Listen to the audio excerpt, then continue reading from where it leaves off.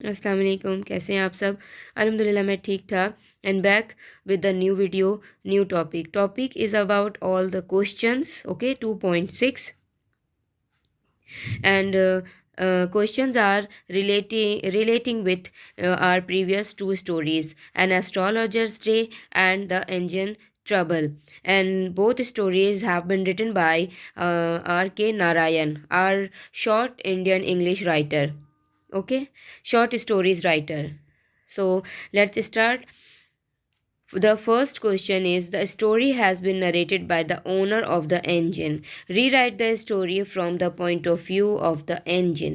Story means जो कहानी थी वो engine का जो owner था जिसने उसे वॉन किया था, जीता था एग्जीबिशन से, मेले से, लॉटरी में, उसकी पॉइंट ऑफ व्यू के हिसाब से थी कि उसने क्या क्या प्रॉब्लम्स फेस किए इंजन को लेने के बाद। लेकिन इंजन का अपना पॉइंट ऑफ व्यू क्या है वो आपने लिखना है, दोबारा से कहानी को लिखनी है और इंजन के पॉइंट ऑफ व्यू से लिखनी है।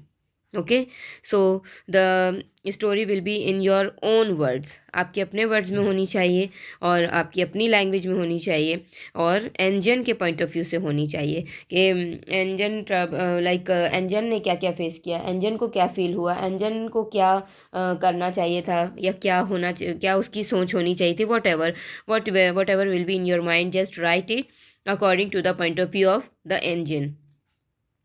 And the question number B, what would you do if you were to win such a prize? आप क्या करते होते होंगे अगर आपने इस तरीके का प्राइज़ जीता होता तो, अगर आपने इंजन लिया होता, आपको इस तरह का इंजन मिला होता तो आप क्या करते हैं? ठीक है।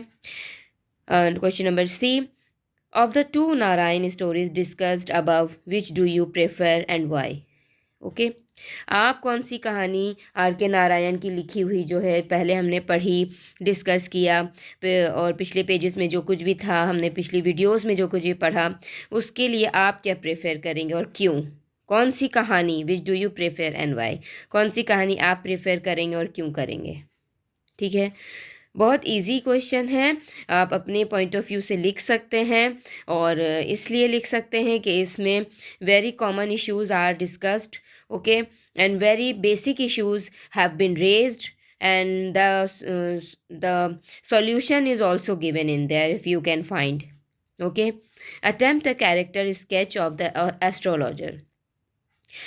एस्ट्रोलॉजर का कैरेक्टर स्केच करिए, उसके ऊपर लिखिए, ठीक है, उसके उनके कैरेक्टर के ऊपर लिखना है आपको, एस्ट्रोलॉजर के कैरेक्टर के ऊपर लिखना है।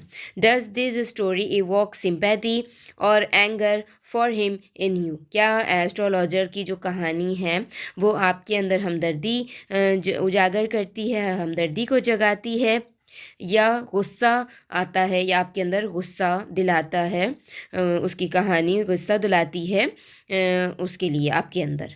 ओके, ये भी लिखना है। कैरेक्टर का स्केच अलग है, जैसे कैरेक्टराइजेशन हम करते हैं कैरेक्टर के ऊपर लिखते हैं, ये एक अलग से क्वेश्चन आता है कि कैरेक्टर का अलग से एक पोर्शन आता है वो लिखते हैं। लेकिन इसमें ये मिला हुआ क्वेश्चन है कि क्या ये कहानी इस तरीके से आपके अंदर क्या है, हमदर्दी जगाती है या गुस्सा जगाती है एस्ट्रोलॉजर को लेकर के।